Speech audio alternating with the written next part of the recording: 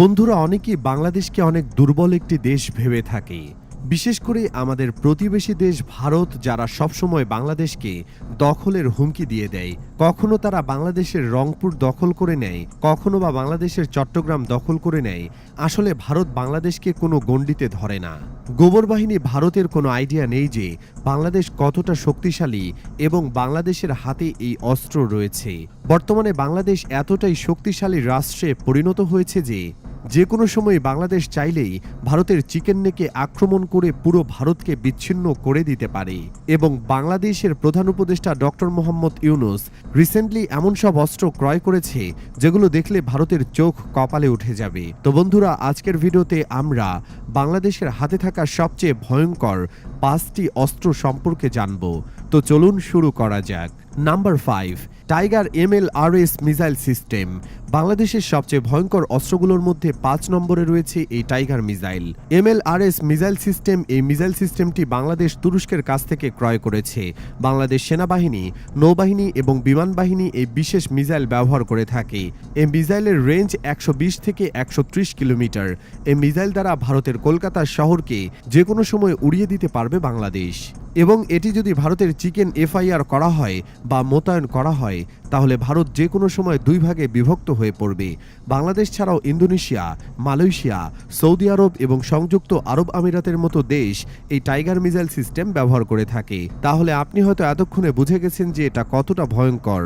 Number 4, FM-90 air defence system. বন্ধুরা, বাংলাদেশের হাতে থাকা সবচেয়ে ভয়ঙ্কর অস্ত্রের তালিকায় 4 নম্বরে রয়েছে চীনের তৈরি FM-90 এই ডিফেন্স সিস্টেম। এই ক্ষেপণাস্ত্রটি বাংলাদেশ বিমান বাহিনী, নৌবাহিনী এবং সেনাবাহিনী ব্যবহার করে থাকে। এই ক্ষেপণাস্ত্র দিয়ে অ্যাটাক হেলিকপ্টার, ড্রোন, এমনকি ভারতের হাতে থাকা রাফেল যুদ্ধ বিমানকে ধ্বংস করা যায়। যুদ্ধের সময় ক্ষেপণাস্ত্রটি খুবই গুরুত্বপূর্ণ। ধরুন, যুদ্ধের সময় ভারতের রাফাল যুদ্ধ বিমান বাংলাদেশের আকাশে আসলো এবং বাংলাদেশে আক্রমণ করতে আসলো, সেটিকেও মাঝ আকাশে ধ্বংস করে দেবে এয়ার ডিফেন্স সিস্টেমটি। বাংলাদেশের হাতে বর্তমানে পর্যাপ্ত পরিমাণে FM-90 রয়েছে এবং প্রতি বছরই কয়েকটি ইউনিট করে এই সিস্টেম ক্রয় করা হয়। তবে কিছু মাসের মধ্যে এই সিস্টেমটি বাংলাদেশে তৈরি করা হবে। বিশেষ করে এতে ব্যবহার হওয়া মিসাইলগুলো বাংলাদেশেই তৈরি হবে বলে দিচ্ছেন। বাংলাদেশেই তৈরি হবে। এটির কারখানা তৈরির কাজ শুরু করেছে বাংলাদেশ, যেটা নিয়ে ইতিমধ্যে চিন্তিত ভারত।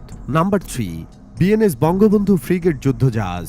বাংলাদেশের সবচেয়ে ভয়ঙ্কর অস্ত্রের তালিকায় 3 নম্বরে রয়েছে বাংলাদেশের সবচেয়ে শক্তিশালী যুদ্ধজাহাজ BNS বঙ্গবন্ধু। আর এই যুদ্ধজাহাজটির নাম শুনলেই ভারতের আত্মা কেঁপে ওঠে। এই যুদ্ধজাহাজটি যখন বাংলাদেশের বহরে যুক্ত হয়, তখন এটি ছিল দক্ষিণ এশিয়ার সবচেয়ে শক্তিশালী ফ্রিগেট যুদ্ধজাহাজ। এত শক্তিশালী ফ্রিগেট তখন ভারত ও পাকিস্তানের কাছেও ছিল না। এতে রয়েছে 8টি জাহাজ বিধ্বংসী মিসাইল, যা দিয়ে 280 কিলোমিটার দূরের যে কোনো বস্তুকে নিখুঁত আঘাত হানতে সক্ষম এটি। বিমান বিধ্বংসীকারী হিসেবে যা রয়েছে মিডিয়াম রেঞ্জের 8টি FM-90 মিসাইল সিস্টেম, যা 15 কিলোমিটারের উপর দিয়ে উড়ে যাওয়া যে কোনো বস্তুকে নিখুঁতভাবে আঘাত হানতে সক্ষম।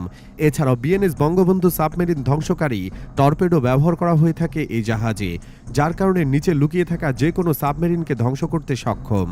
সেই সাথে BNS বঙ্গবন্ধু একটি অ্যাটাক হেলিকপ্টার বহন করতে পারে, যা যুদ্ধক্ষেত্রে ব্যাপক কার্যকর। আর সবচেয়ে অবাক করা বিষয় হলো, এই BNS বঙ্গবন্ধু কখনো একা চলে না। এর আশেপাশে অনেকগুলো যুদ্ধজাহাজ আর আকাশে বিমান বাহিনীর MiG-29 এবং পানির নিচে সাবমেরিন বহর নিয়ে চলে থাকে। তাহলে আপনি বুঝতেই পারছেন যে এই যুদ্ধজাহাজটি কতটা ভয়ঙ্কর এবং শক্তিশালী একটি যুদ্ধজাহাজ। আর এই যুদ্ধজাহাজটির কারণে ভারত ও মিয়ানমারের যুদ্ধজাহাজগুলো বাংলাদেশে প্রবেশের সাহসও পায় না। Number 2, Ming class submarine. বন্ধুরা, বাংলাদেশের সবচেয়ে ভয়ঙ্কর অস্ত্রের তালিকায় 2য় অবস্থানে রয়েছে মিং ক্লাস সাবমেরিন।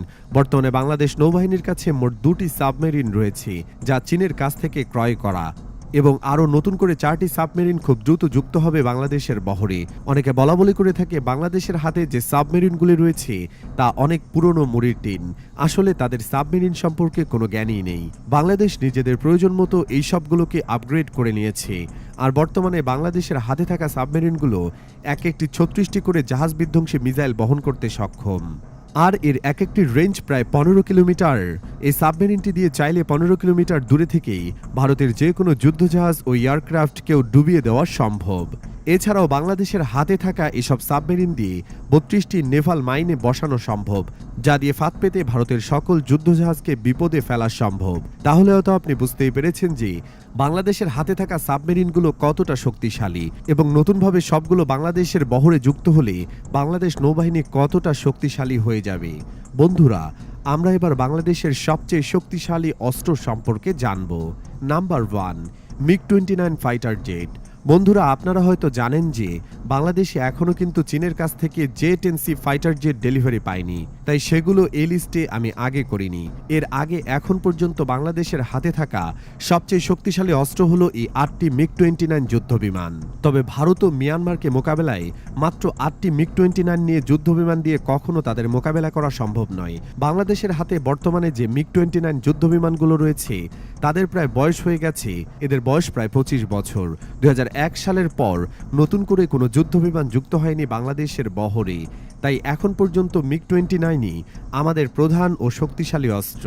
বন্ধুরা, বর্তমানে ভারত ও চীনের মধ্যে ব্যাপক উত্তেজনা চলছে। যে কোনো সময় চীন ও ভারতের মধ্যে যুদ্ধ লেগে যেতে পারে। চীন নাকি ভারত সামরিক শক্তিতে কে এগিয়ে আছে সে সম্পর্কে জানতে আমাদের এই ভিডিওটি ক্লিক করুন এবং আমাদের চ্যানেলটিকে সাবস্ক্রাইব করুন এবং বেল বাটনে ক্লিক করে রাখুন যেন পরবর্তী ভিডিও মিস না হয়ে যায়। আল্লাহ হাফেজ।